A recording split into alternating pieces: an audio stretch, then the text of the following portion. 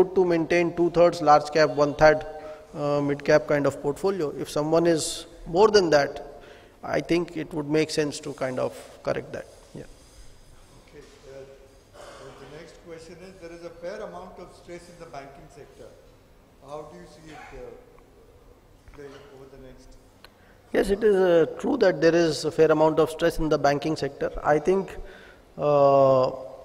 the number of reasons for that: slow economic growth, lot of projects which are stuck for various clearances, lot of companies which have overextended themselves, they don't have equity capital, high interest rates, fallen commodity prices. But I think if you look 1 year out, I think most would agree with me that we are somewhere close to the end of this phase. And when India starts growing at 6 to 7%, when rates are even lower, and I think the crisis, the asset quality concern should abate. One thing we should keep in mind in India, that most of the lending by banks is secured lending.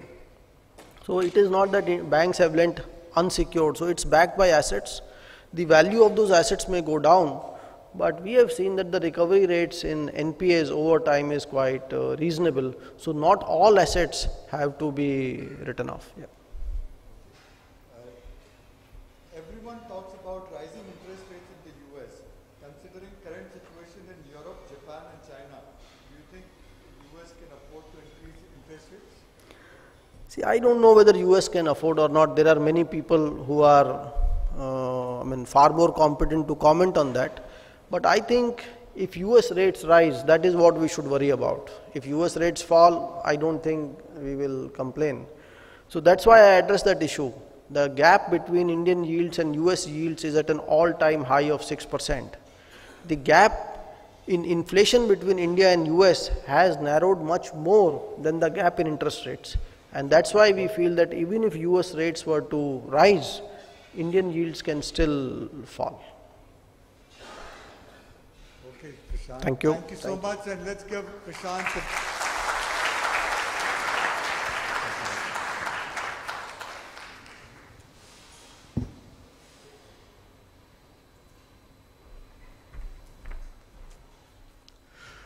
now, the next session is something that I'm personally looking forward a great deal to. The next session is going to be from the master communicator. The next session is going to be someone who's the darling of the IFA community. The next session is someone who knows how to tell stories well. Okay? Let me invite Ashish Somaya, Managing Director and CEO of Motilal Oswal. A typical thing which happens when Prashant makes a presentation like this is for IFAs to go back to their clients and replicate the same presentation. That, I think, is a mistake. As an audience, as an informed audience, you are definitely very interested in how interest rates play out, how's GDP growing. I don't think most investors are so interested. I think they're more interested in how you connect with them. And how do you present your case? How do you bond with them? And I think storytelling is a very important part of that. And I really couldn't think of anyone better than Ashish to do that. So welcome, Ashish.